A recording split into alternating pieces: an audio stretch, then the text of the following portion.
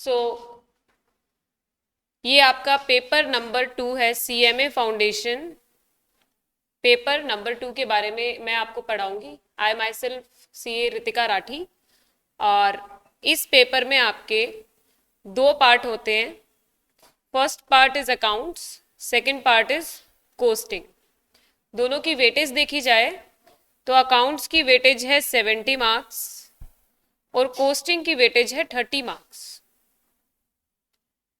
और ये आपका पेपर का जो पैटर्न रहेगा उसमें आएंगे 100 मार्क्स का पेपर, 50 MCQs ऑफ 2 मार्क्स ईच। और सबसे अच्छी बात, नेगेटिव मार्किंग नहीं है।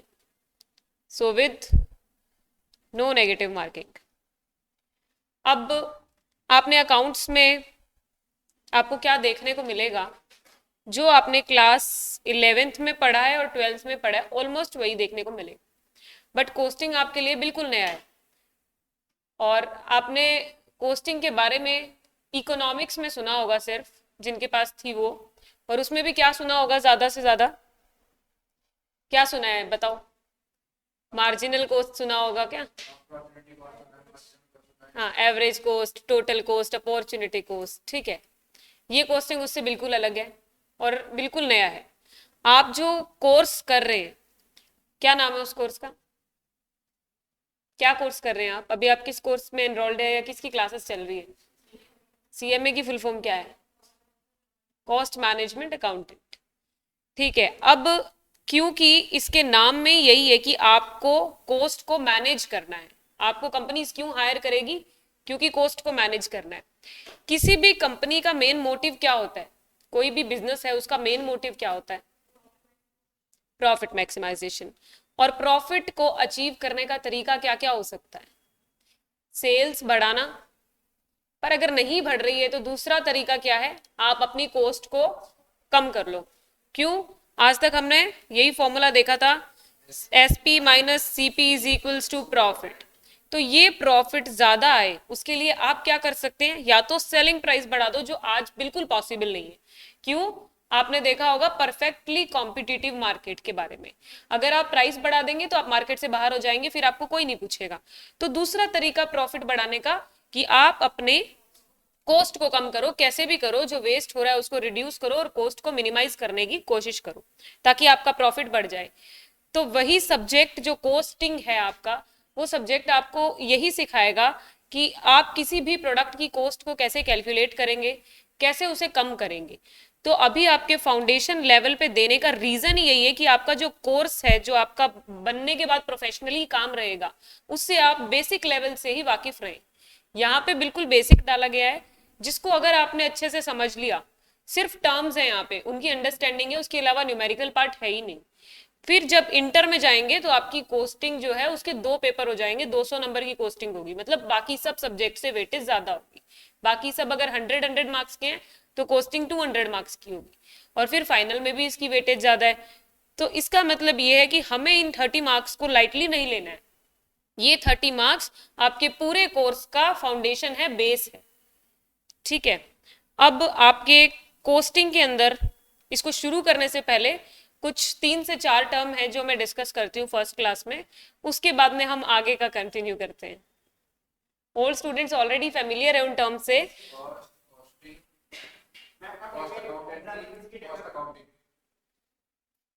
पहले वो टर्म्स लिखते हैं। कोस्ट, कोस्टिंग, कोस्ट अकाउंटेंसी और कोस्ट अकाउंटिंग। यस मोहित, कैसा इंट्रो? कोस्ट में आपको क्या पैटर्न फॉलो करना है पढ़ने में, वो मैं आपको पहले बता देती हूँ। जो आपका स्टडी मैट है उससे हम नोट्स डिराइव करते हैं। तो आपको एक नोटबुक लेनी है और कोस्टिंग के नोट्स बनाने स्टार्ट करने हैं। और वो नोट्स जो मैं बनवाऊंगी वही नोट्स आपको लास्ट के डे में काम आएंगे और उसके बाद मॉड्यूल देखने की जरूरत नहीं। तो पूरी कोस्टिंग को हम कुछ अराउंड 15 to 20 पेजेस में कंपाइल कर लेते हैं और उसके बाद में उन्हीं पेजेस को रिपीटेडली जैसे आप पढ़ेंगे वैसे ही, बस उतनी ही है वो कोस्टिंग। फिर आपके लिए बर्डन क्या रहेगा, जो मैं बर्डन तो नहीं रहने दूंगी, बट अकाउंट्स का 70 मार्क्स का जो पोर्शन है उसको आपको मॉड्यूल से करवाया जाएगा, एक एक न्यूमेरिकल करवाया जाएगा। तो कोस्टिंग को इसीलिए शुरू में लेते हैं कि आप किसी भी सब्जेक्ट की शुरुआत करें तो आपको लगे कि 30 मार्क्स का पोर्शन हमारा हो चुका है, और डेफिनेटली आएगा ही 30 मार्क्स के 15 एमसीक्यू। तो अब मैंने यहाँ पे 4 टर्म लिखी है। आप कोस्ट शब्द से क्या समझते हैं? कोई भी बताना चाहे, ये कोस्ट शब्द सुन के आपके दिमाग में क्या आता है? किसी भी प्रोडक्ट को बनाने के लिए जो भी वैल्यू लगती है वो कोस्ट है, ठीक है। और आप बताना चाहेंगे?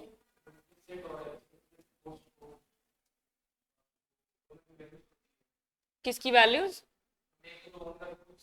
हाँ, ठीक है, लागत आती है, बिल्कुल। किसी भी प्रोडक्ट को बनाने के लिए जो भी लागत आ रही है वो कोस्ट है। तो फिर जब आप उस कोस्ट को कैलकुलेट करते हैं, जैसे अब एग्जाम्पल जैसा उन्होंने बोल ही दिया है कि हम बिस्किट का लेंगे तो लेंगे ही डेफिनेटली बिस्किट का एग्जाम्पल। मेरी एक कंपनी है, उसका कोई नाम बता दो, कोई अच्छा सा नाम रख लेते हैं। क्या? रितिकाज कंपनी? नहीं, बिस्किट की कंपनी का नाम रखना है। Ritika is not associated with biscuit. चलो अपने ठीक है, हम रखते हैं सीएनसी, मतलब नॉर्मल जो बिस्किट आता है उसी का नाम यूज करते हैं। तो ये एक बिस्किट मैन्युफैक्चरिंग कंपनी है। तो सबसे पहले मुझे एक बात बताइए, अगर आपको बिस्किट मार्केट में सेल करना है तो ऐसे बनाया और फैक्ट्री से उठा के डाल देते हैं क्या सीधा मार्केट में? कैसे जाएगा वो? अच्छा, उसकी पैकिंग करेंगे, फिर उसको प्रेजेंटेबल बनाएंगे, फिर भी वो आपने पैकिंग वगैरह सब करके फैक्ट्री में रख ली तो भी लोगों को कैसे पता लगेगा कि आप बिस्किट बनाते हैं? एडवर्टीजमेंट करेंगे, ठीक है। अब मुझे आप इस सीएनसी बिस्किट को, मेरी कंपनी है, मुझे उसको सेल करना है, तो मुझे इतना बता दो कि अभी मैंने सोचा ही है सिर्फ कि मुझे ऐसा करना है, यहां से लेके कस्टमर तक बिस्किट पहुंचाने तक आपके दिमाग में क्या क्या चीजें आ रही है कि क्या क्या कॉस्ट लगानी पड़ सकती है? शुरू से एकदम बेसिक से बताइएगा। अच्छा, बिस्किट बनाने के लिए मुझे प्लांट एंड मशीनरी चाहिए, परफेक्ट। अच्छा, लेबर भी चाहिएगी, और क्या क्या लगाऊं रॉ मटेरियल? रॉ मटेरियल में क्या लगता है बिस्किट बनाने में?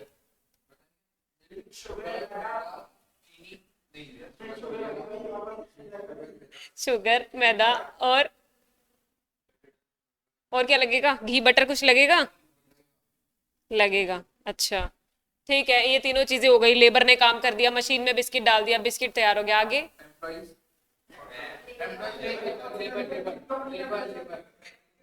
लेबर लिख दिया हमने, पैकिंग करेंगे तो पैकेजिंग,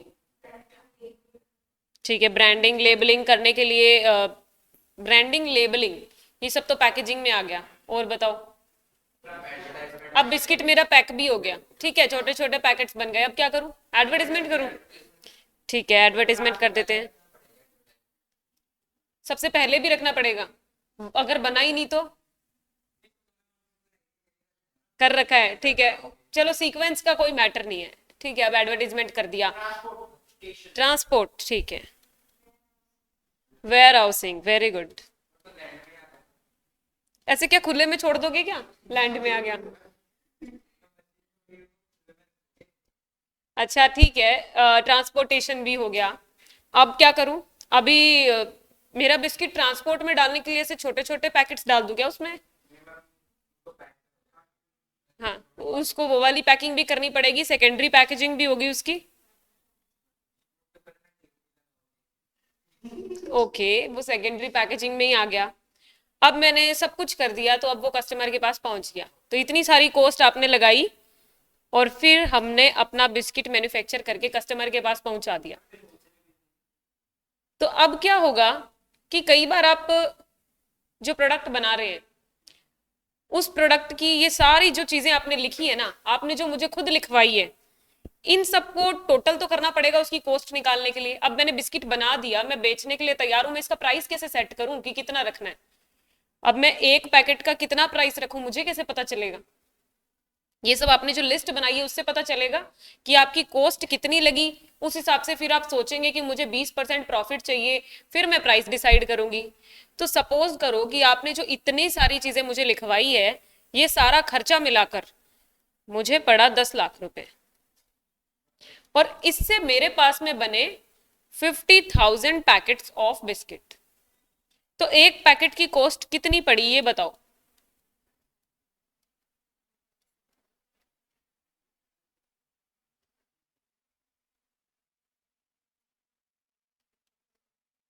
आया 20? तो आपने ये जो 20 निकाला है, ये क्यों निकाला है? इसकी क्या जरूरत थी? कॉस्ट क्यों निकालने की जरूरत क्या थी? सेलिंग प्राइस कैसे पता लगेगा? कॉस्ट नहीं निकालेंगे तो पता कैसे चलेगा ये जो बनाया है इसको बेचना कितने में है? ऐसे रैंडमली कुछ भी अगर आपने सेलेक्ट कर लिया कि मेरे को इतने में सेल आउट करना है तो दिक्कत हो जाएगी। तो इसका मतलब ये है कि आपको, अब इसी एग्जाम्पल से ऊपर वाली दोनों टर्म मैं बता देती हूँ। कॉस्ट यानी कॉस्ट आई क्या? तो पर बिस्किट की कॉस्ट आई 20। तो कॉस्ट का मतलब है कि कोई पर्टिकुलर प्रोडक्ट है, उसको आपने असरटेन की, उसके बनने वाली कॉस्ट। कॉस्टिंग, ये जो आपने प्रोसेस की सारी, process of ascertaining cost is known as costing. क्या प्रोसेस की? ये जो हमने ये की ना प्रोसेस, पहले टोटल किया, फिर डिवाइड किया कितने बने, और फिर उससे निकाला, तो ये प्रोसेस है कॉस्टिंग। तो अब अगर मैं सिंगल वर्ड में बोलूं तो कॉस्टिंग इज नोन एज, लिखना आपको कल से आपके पास में नोटबुक्स होनी चाहिए, तो मैं सारी टर्म्स लिखवाऊंगी। आज आपका इंट्रोडक्शन रहेगा क्लास का। So process of ascertaining cost is known as costing. अब क्या हुआ कि मेरी जो कंपनी है इसने कॉस्ट भी निकाल ली, सेल भी कर दी, अगर सब कुछ कर दिया है, तो ये कॉस्ट मैंने निकाली कैसे? एक बार तो मैं रफ पेपर पे लिख रही थी और मेरा आंसर आ गया, और फिर मैंने सेलिंग प्राइस भी तय कर दिया।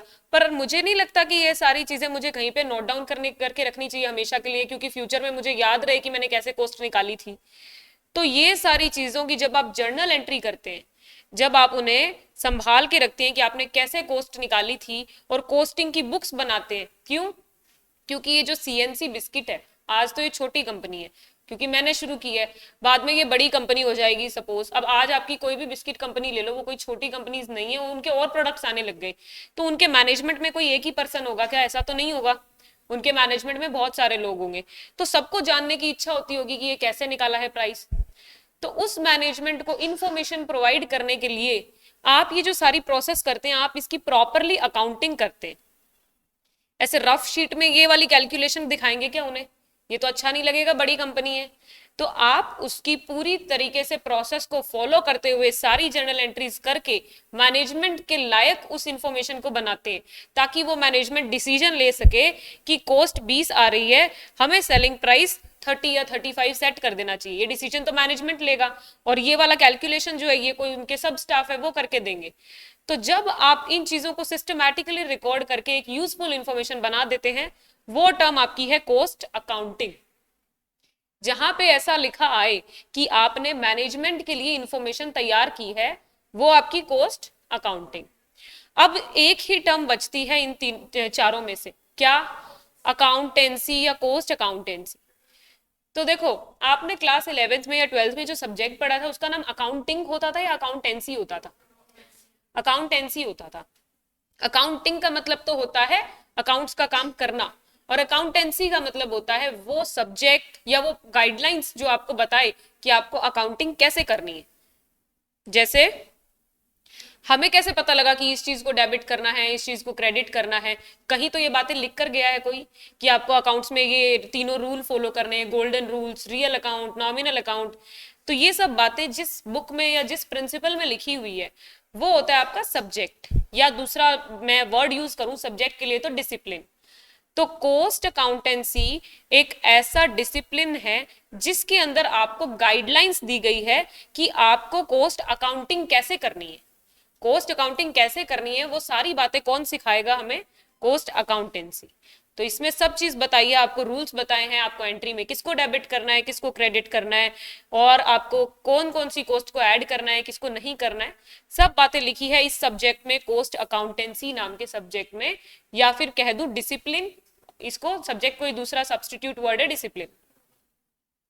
तो अब मैंने आपको ये चारों वर्ड से फेमिलियर करवाया कि कोस्ट क्या है, कोस्टिंग क्या है, कोस्ट अकाउंटिंग क्या है और कोस्ट अकाउंटेंसी क्या है। तो सबसे पहले मुझे ये बताएं कि चारों वर्ड्स में से अभी भी आपको कोई वर्ड ऐसा जिसमें ऐसे कंफ्यूजन होगी ये वर्ड क्या है या इसका मतलब क्या है। और आपको बता दूं आपके एग्जाम में एक एमसीक्यू ये आता ही आता है, क्योंकि ऑलमोस्ट स्टूडेंट को ये कंफ्यूजन रहती है कि कोस्ट अकाउंटेंसी, कोस्टिंग और कोस्ट अकाउंटिंग में तीनों में से डिफरेंस क्या। लेकिन अब आपको नहीं रहनी चाहिए, क्योंकि ये एग्जाम्पल आपको हमेशा के लिए याद रहेगा। जैसे इन्हें इनका बैच खत्म होने के बाद भी याद था कि बिस्किट का एग्जाम्पल आएगा और उससे ये तीनों चीजें बताई जाएगी। ठीक है, अब आपके कोस्टिंग के इंट्रोडक्शन में और हमें यहाँ पे क्या सीखना होगा या इस सब्जेक्ट में और क्या सीखना होगा।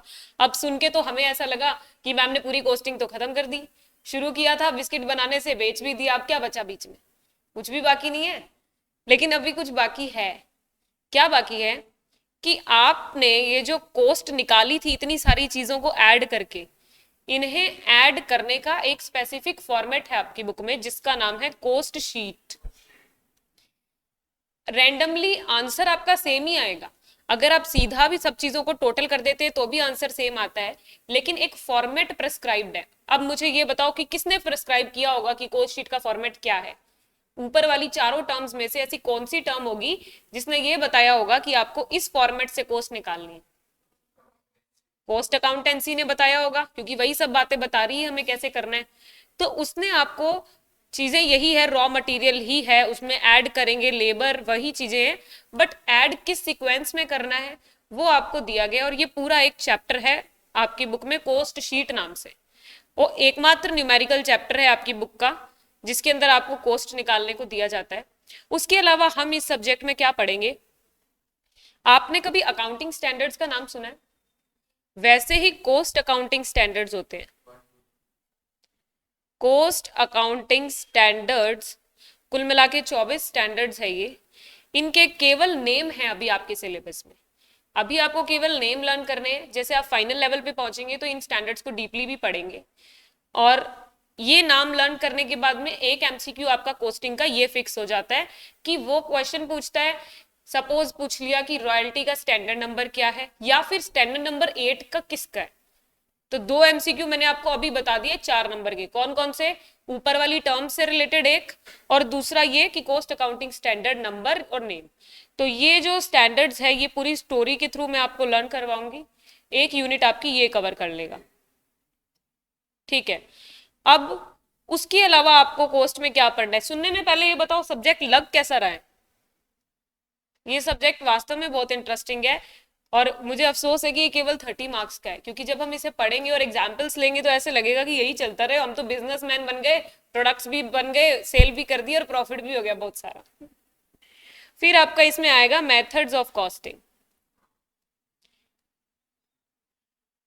अब देखो, आप एक बात बताएं, कोस्ट जो है, अभी मैंने बिस्किट का एग्जाम्पल लिया, वो तो प्रोडक्ट था। आप यहाँ पर बैठे हैं कोचिंग सेंटर में, ये अपनी कोस्ट कैसे निकालते होंगे? इनके पास तो कोई प्रोडक्ट तो है नहीं, तो ये क्या यूनिट यूज करते होंगे कोस्ट निकालने के लिए? जैसे मैंने पर पैकेट कोस्ट निकाली थी क्योंकि मुझे पर पैकेट ही सेल करना था। पर कोई सर्विस इंडस्ट्री है वो अपनी कोस्ट निकालती होगी क्या? उनको जरूरत पड़ती होगी क्या? जरूरत तो पड़ती होगी। एक स्टूडेंट से कितनी फीस लेनी है और उसके पीछे कॉस्ट कितनी आ रही है, यानी स्टूडेंट वाइज उनकी यूनिट रहती होगी कॉस्ट डिटर्मिनेशन के लिए। उसी तरीके से अगर मैं मान लो वीट को, मतलब गेहूं पिसवा के आटा है, जैसे आशीर्वाद आटा है आपका, वो सेल आउट होता है, तो उनका जो यूनिट रहती होगी वो पर केजी में रहती होगी, किसी की यूनिट पर पीस में रहती होगी। जैसे आपके बिस्किट का तो पर पैकेट हो गया, या कोई मोबाइल फोन है उसकी कॉस्ट कैसे डिटरमाइन होती होगी? पर पीस होती होगी। तो उसमें क्या होता है कि हर कंपनी का अलग अलग नेचर है और उनका अलग अलग तरीके हैं कॉस्ट को डिटरमाइन करने का। तो कॉस्ट को डिटरमाइन करने वाली टर्म क्या थी? The process of ascertaining cost is known as costing. Process of ascertaining cost is known as costing. तो हर कंपनी जिनका नेचर अलग अलग है उनके कॉस्ट को निकालने के तरीके अलग अलग है। तो हम पढ़ेंगे मेथड्स ऑफ कॉस्टिंग, कुछ 5 से 6 मेथड होते हैं कोस्टिंग के, कौन कौन सी इंडस्ट्री को कैसे कैसे मेथड फॉलो करने होते हैं वो देखेंगे। फिर कौन सी इंडस्ट्री की यूनिट क्या रहती है डिटरमाइन करने की, पर यूनिट क्या रहती है वो देखेंगे। अब कोस्ट अकाउंटिंग एक टर्म देखी थी हमने, उसका मतलब क्या था कि आप बुक्स मतलब आप अकाउंटिंग कैसे करते हैं, कोस्टिंग कोस्ट की अकाउंटिंग, मैनेजमेंट को इंफॉर्मेशन जो देनी है उसका प्रेजेंटेशन कैसे करते हैं, वो भी कंपनी टू कंपनी वेरी करेगा। आज अगर मेरी कंपनी सर्विस इंडस्ट्री है तो मैं अलग तरह की इंफॉर्मेशन चाहूंगी उस बुक्स में, और अगर मेरी गुड्स प्रोड्यूसिंग है तो मैं अलग तरह की चाहूंगी। तो आपको और क्या पढ़ने पड़ेंगे, मेथड्स ऑफ कोस्ट अकाउंटिंग, ये भी पढ़ने पड़ेंगे। और ये जो चीजें मैं आपको बता रही हूँ ऑलमोस्ट एक एक चैप्टर कंप्लीट कर देते हैं। और आपका कोस्टिंग का सिलेबस है 10 डेज का ही, और उसको हम 10 पेजेस में कंपाइल करके उसके बाद आपको इसको सेल्फ रिवाइज करते रहना है एग्जाम तक, ताकि 30 मार्क्स आप एश्योर करके चले, और अकाउंट्स हम आपकी यहाँ पे इंश्योर कर देंगे। उसके अलावा अगर मैं इसको जहां तक देख पा रही हूँ और कुछ नहीं बचा है, कुछ टाइम फिर आपकी कुछ टर्म्स आती है जो इकोनॉमिक्स में आपने पहले भी पढ़ी होगी। कौन सी? हम्म। फिर ये जो कोस्ट के टाइप्स आएंगे वो आएंगे, पर वो कुछ खास नहीं है। मेन मेन टॉपिक मैंने आपको बता दिए, स्टैंडर्ड के नेम पढ़ने हैं, और types of costing, types of cost accounting यानी मेथड्स, और कोस्ट शीट, पूरी कोस्ट निकालना। यूनिट फर्स्ट, सबसे पहले आप लिखेंगे जो हमने कल टर्म समझी थी उनके बारे में। कल हमने राइटिंग पोर्शन कुछ भी नहीं रखा था, so it's important terms related to the subject। आपका ये जो 30 मार्क्स का सब्जेक्ट है उसके अंदर जो भी इंपॉर्टेंट टर्म्स है उन्हें हम सबसे पहले लिख लेते हैं, ताकि पूरा सिलेबस में जब भी ये टर्म्स रिपीट हो तो आपको कोई प्रॉब्लम ना आए समझने में। First is cost. अब आपको कॉमन लैंग्वेज में पता है कोस्ट क्या है, लेकिन वहां पे क्या लिखा आएगा जो आपको पहचानना होगा कि इसका आंसर कोस्ट है, क्योंकि एमसीक्यू में आपको डेफिनेशन दे देगा और टर्म आपको आइडेंटिफाई करनी होगी। तो देखें, expenditure attributable to product or service, किसी भी प्रोडक्ट या सर्विस पे जितना खर्चा लगा वो आपकी कॉस्ट है। Second is costing, it was technique and process of ascertaining cost। इसके आप एग्जाम्पल लिख सकते हैं, एक बार आप नेम नोट करेंगे, बाकी आप ही के सिलेबस में आगे जाके आ जाएंगे। Methods of costing, standard costing, marginal costing etcetera.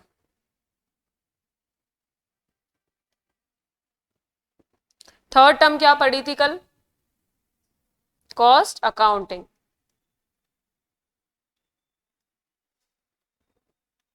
तो कॉस्ट अकाउंटिंग क्या है? To gather information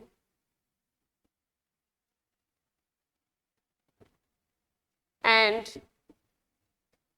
present it to management.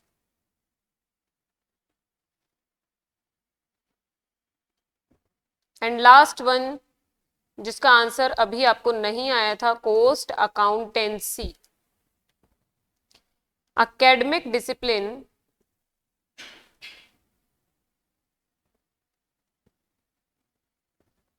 या फिर सब्जेक्ट ऑफ कॉस्ट अकाउंटिंग।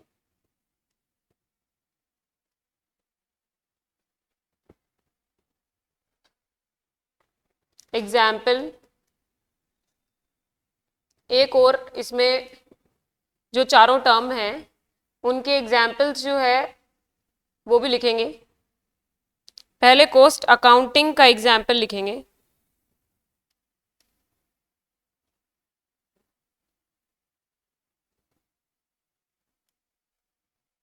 पूरी मेन हेडिंग डाल दीजिए cost accounting.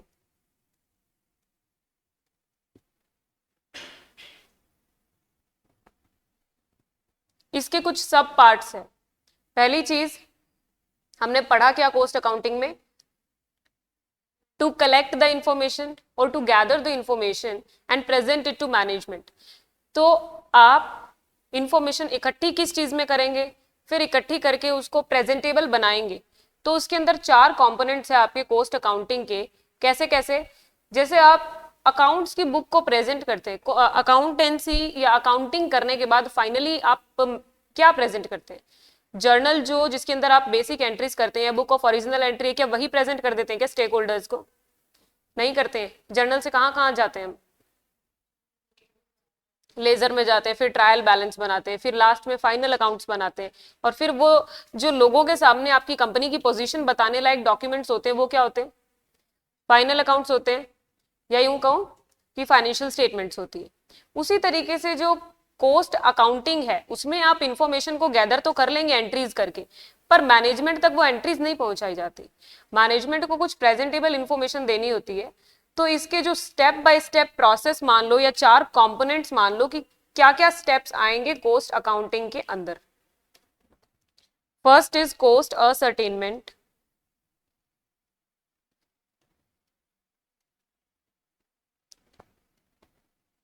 Cost book keeping,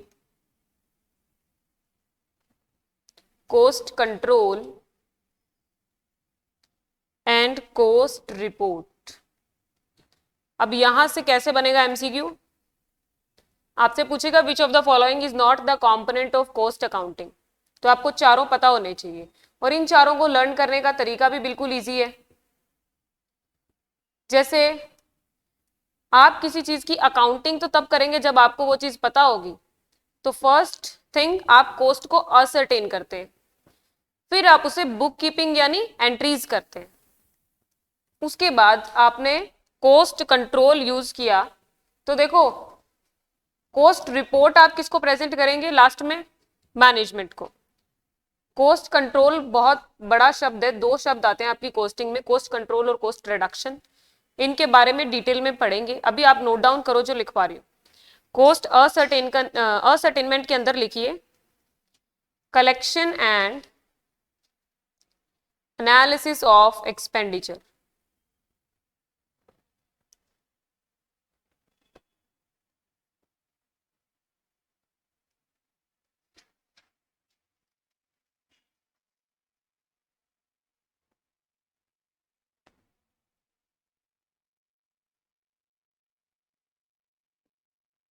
Then cost bookkeeping is maintaining cost records.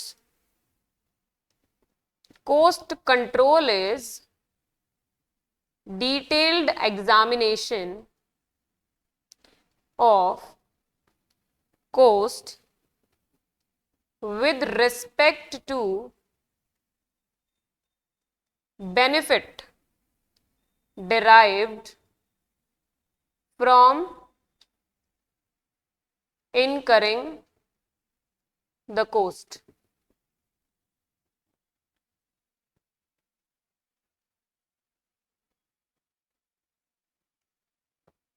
And at last, cost report is presentation of cost information for management purpose.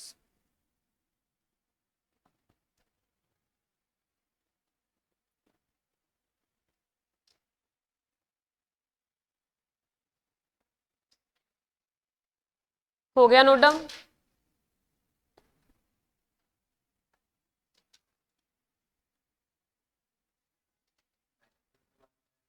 किसके बाद में, purpose,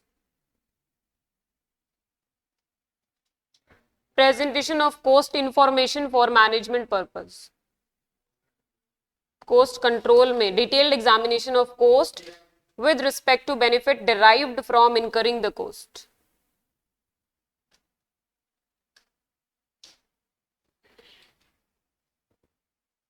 अब इन चारों terms में सबसे इंपॉर्टेंट टर्म है आपकी कोस्ट कंट्रोल, और इसका अभी आपको एक एग्जाम्पल देते हैं।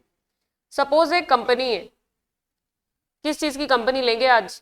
बिस्किट से तो बोर हो गए, कुछ नया बताओ। फेयर एंड लवली, अच्छा ठीक है। कॉस्मेटिक ब्रांड है एक, वो क्या करती है, उसने सोचा कि कॉस्मेटिक्स की सेल को इंक्रीज करना है तो किसका सहारा लेना चाहिए, सबसे बेस्ट एडवर्टीजमेंट क्या हो सकता है किसी भी कॉस्मेटिक ब्रांड के लिए? मतलब पैम्फलेट्स डिस्ट्रीब्यूशन तो किसी हाल में नहीं होगा। सबसे ज्यादा आपको क्या इन्फ्लुएंस करता है? टीवी पे जो एडवर्टीजमेंट आता है, हाँ टीवी, सोशल मीडिया, यानी आप वर्चुअली प्रेजेंट करें अगर चीजों को तो वो ज्यादा चांसेस है आपकी सेल इंक्रीज होने के। तो हमारी भी ये जो कंपनी है जो इन्होंने बोली, चलो ठीक है फेयर एंड लवली की कंपनी है, उसने क्या है कोई एक्ट्रेस का नाम बताओ।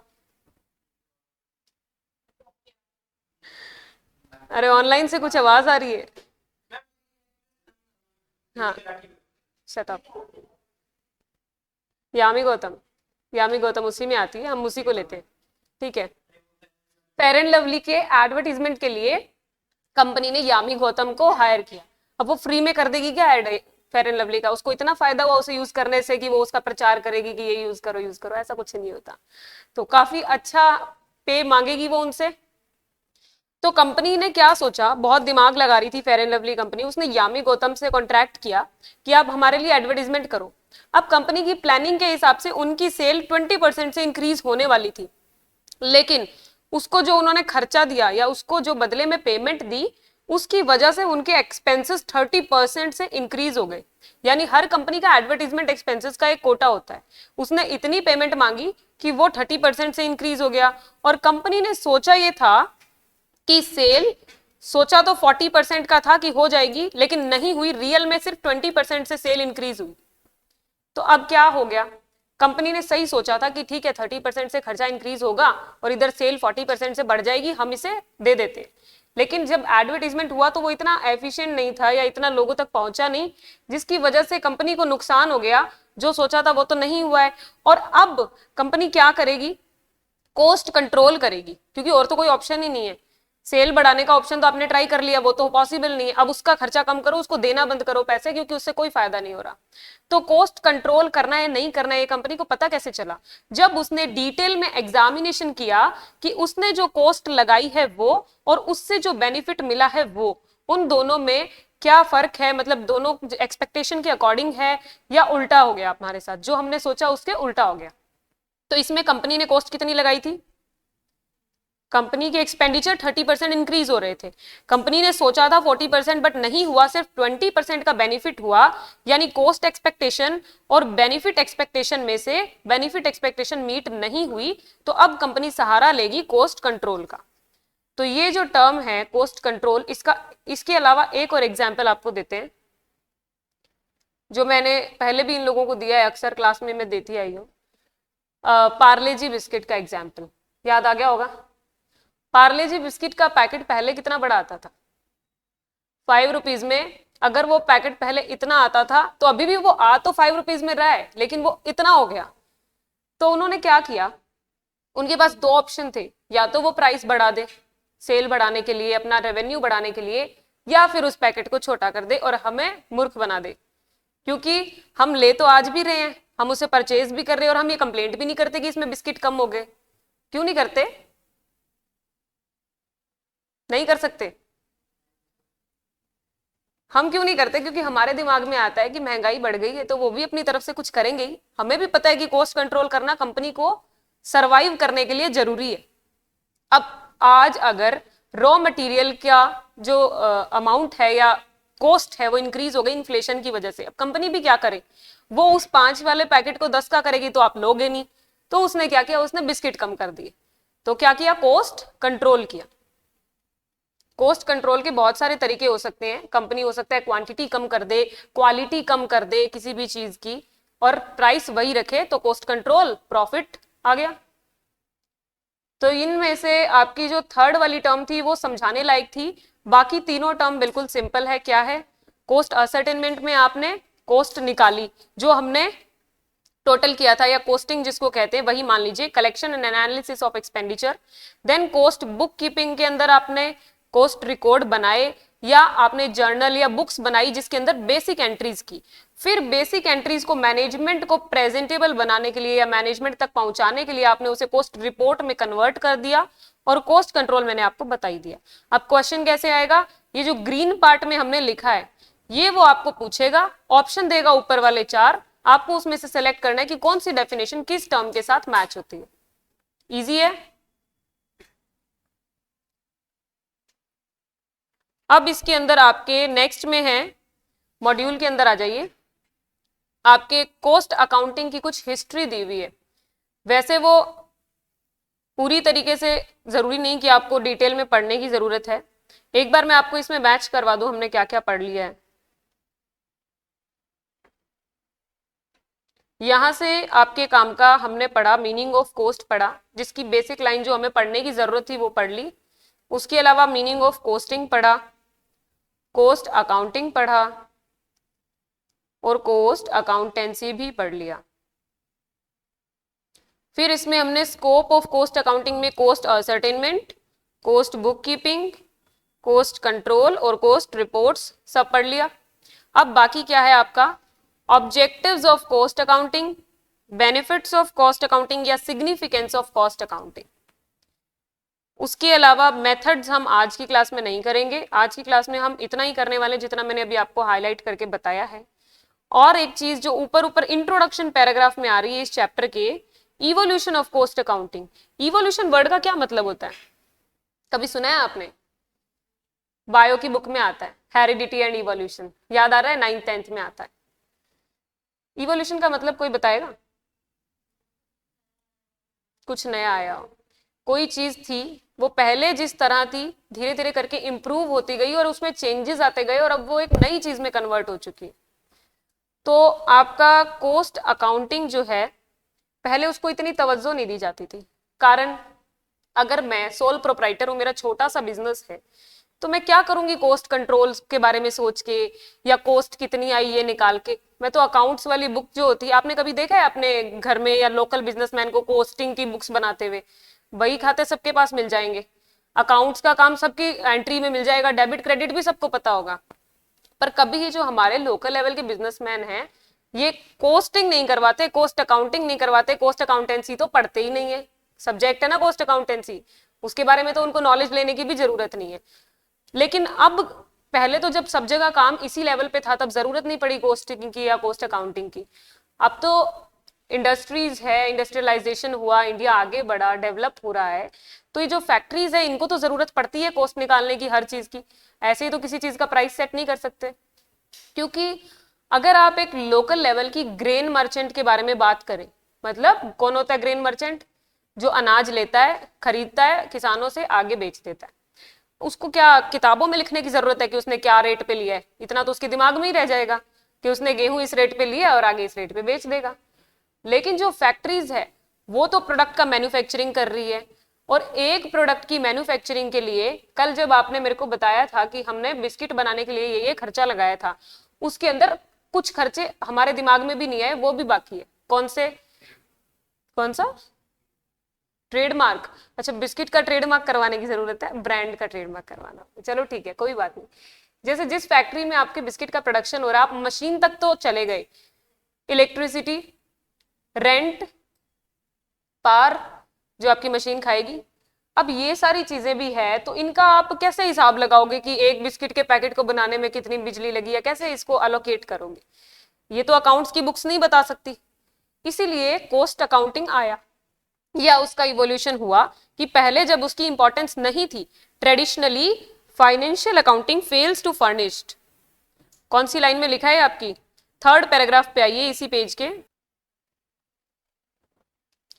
Traditional financial accounting fails to furnish all information necessary for managing a modern business successfully, इसीलिए कोस्ट अकाउंटिंग आई।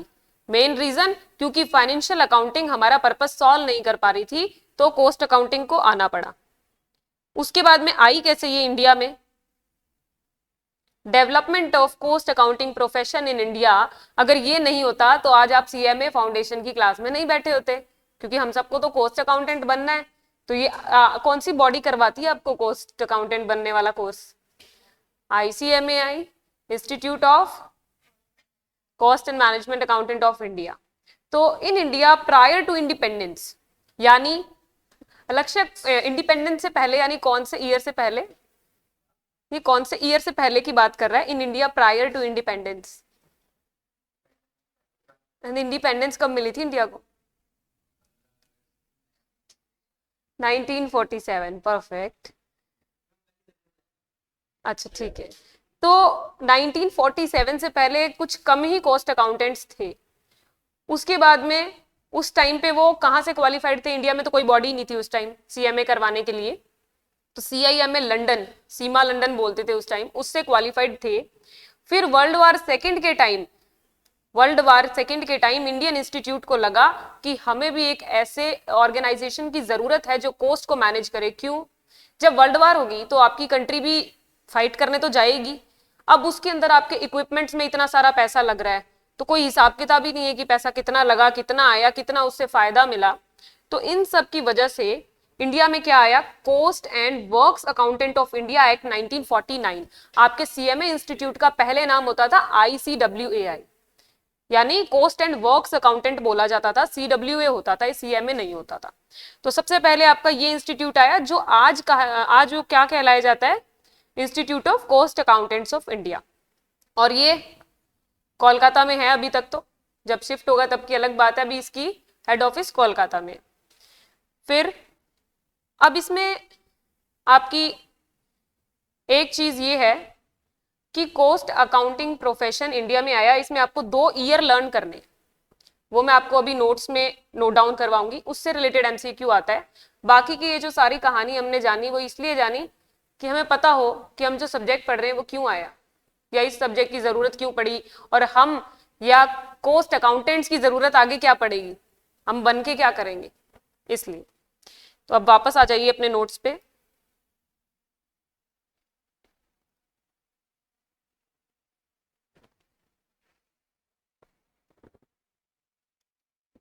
साथ साथ लिखिए, cost accounting grew during World War First and Second.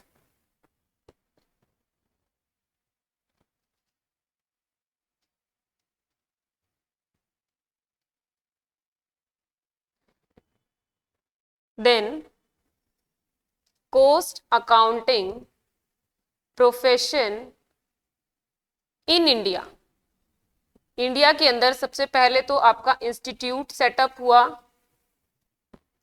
उसके बाद में कोस्ट ऑडिट कंसेप्ट आया। तो इंस्टीट्यूट तो सेटअप हुआ है आपका, पुराने स्टूडेंट्स याद है क्या? ईयर 1959, ठीक है, 1968, गुड।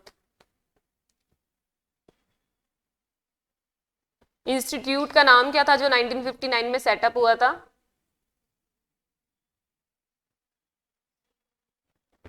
ICWAI। और कॉस्ट ऑडिट ये आपका, मैं तो चेक कर रही हूँ ना, जग रहे हैं क्या? अभी तो बताया था मैंने, कहीं सब सो रहे हो।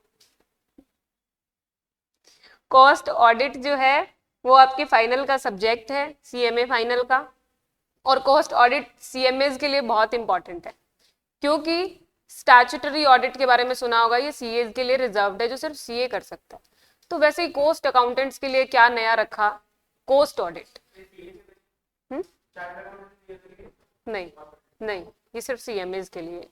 और ये जो कोस्ट ऑडिट है उसके लिए कुछ क्राइटेरिया है कंपनीज के लिए, किन किन को ये करवानी पड़ती है, और जिनको करवानी पड़ती है उनका ये CMA इन प्रैक्टिस में जो जाते हैं वो ऑडिट कर देते हैं। तो ये दोनों ईयर, या कोस्ट अकाउंटिंग प्रोफेशन इंडिया में कैसे डेवलप हुआ या कब आया, 2 ही ईयर आपके काम के, 2 ही लर्न करने। उसके बाद इस चैप्टर की आपकी आज की लास्ट की 2 हेडिंग्स जो मैंने आज करवाने के लिए बोला है, objectives of cost accounting and second one is significance of cost accounting.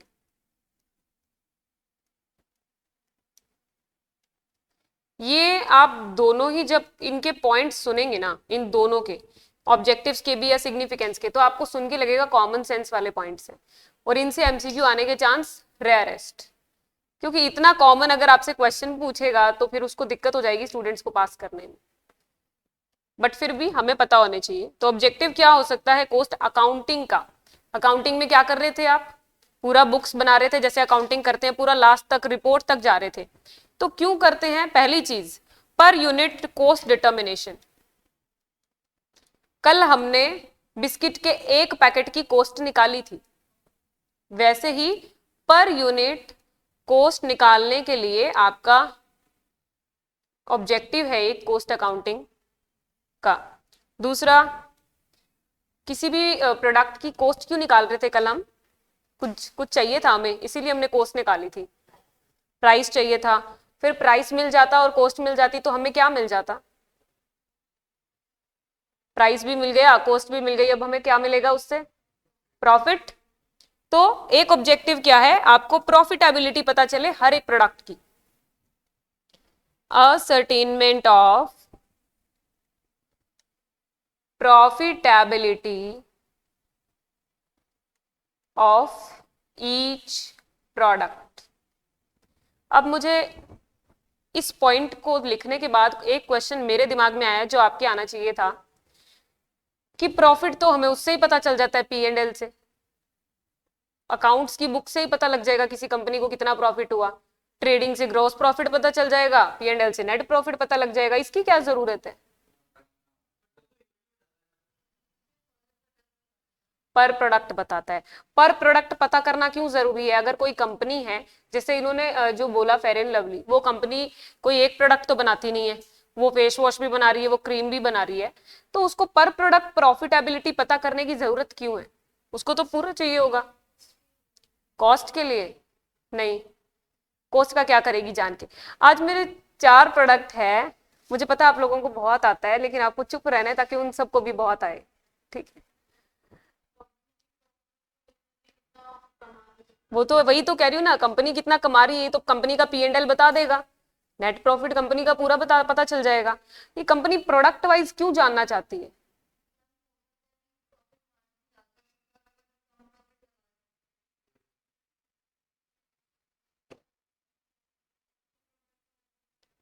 देखो, अगर मैं अपने आप को, आप भी अपने आप को उस कंपनी के बॉस की तरह सोचिए। आप 2 प्रोडक्ट बना रहे हैं, दोनों से अगर आपको प्रॉफिट पता लगेगा, सपोज एक से प्रॉफिट निकालने पे पता लगा लॉस हो रहा है, फेयर एंड लवली की क्रीम तो बहुत अच्छे से सेल हो रही थी, फेस वॉश तो बिल्कुल ही लॉस में चला गया, क्यों? वो गार्नियर वाला ज्यादा अच्छा चल रहा था इसलिए। तो फिर अब क्या करना चाहिए मैनेजमेंट को?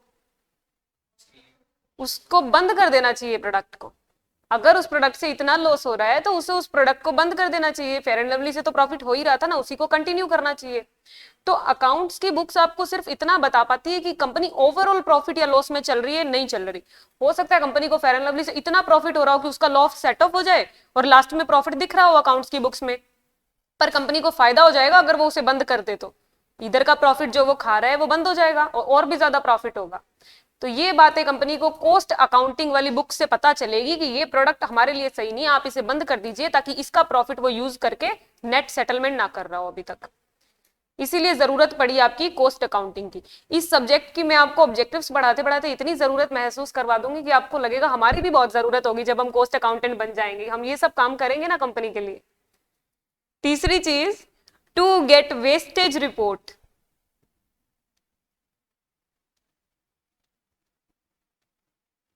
and control that।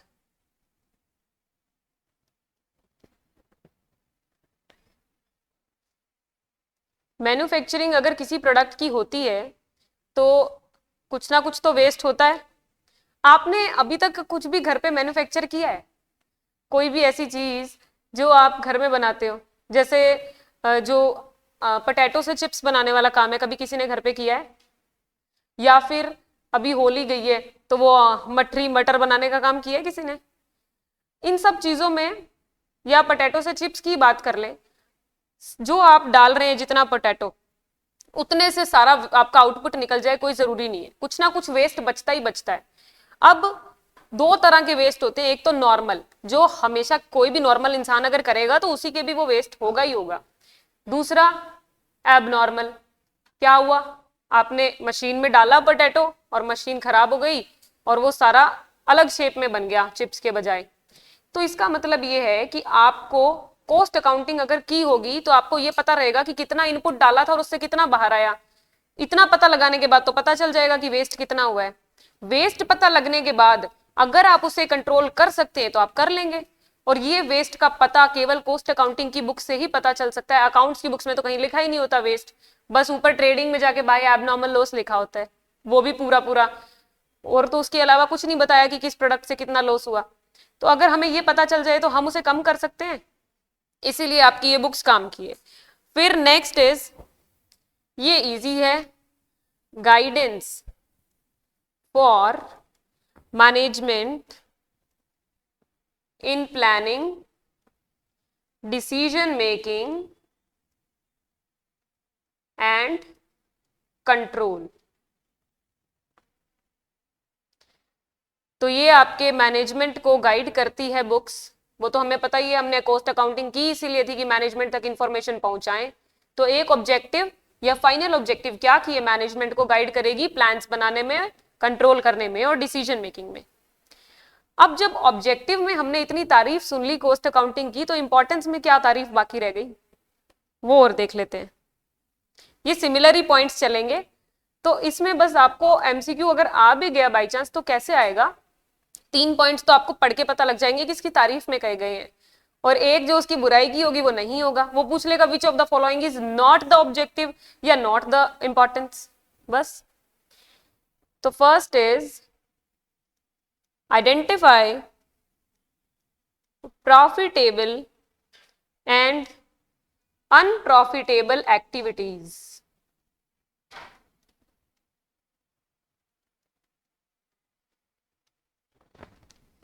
Then maintenance and improvement in efficiency.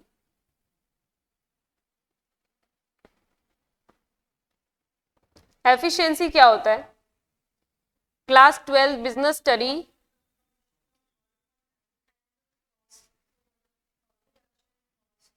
Effectiveness और एफिशिएंसी दोनों कोई एक्सप्लेन कर पाए तो। अच्छा,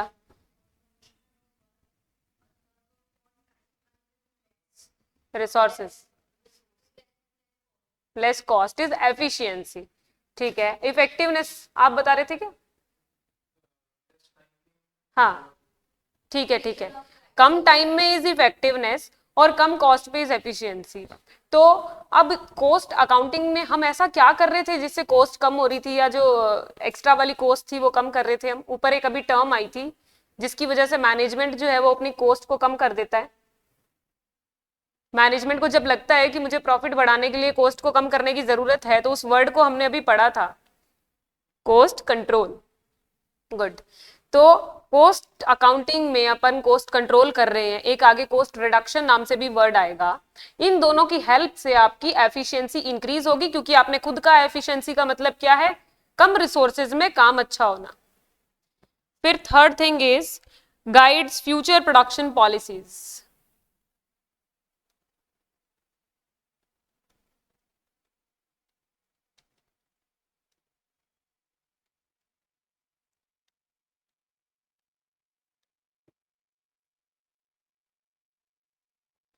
फ्यूचर प्रोडक्शन पॉलिसी, फ्यूचर में हम किन गुड्स को प्रोड्यूस करेंगे किन्हें नहीं करेंगे, ये हमें पता लग जाता है कॉस्ट अकाउंटिंग के थ्रू। जिन्हें नहीं करना है उन्हें बंद कर दो, वही है example. Then helps in increasing profit by identifying waste. ये ऊपर और नीचे वाले पॉइंट्स में कोई फर्क नहीं है, केवल लैंग्वेज चेंज की है, बट आपके मॉड्यूल में है तो आपको लिखवाया जा रहा है। Helps in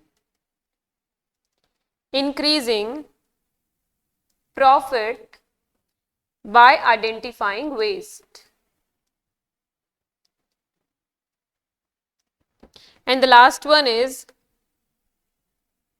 assessment of excise duty and income tax.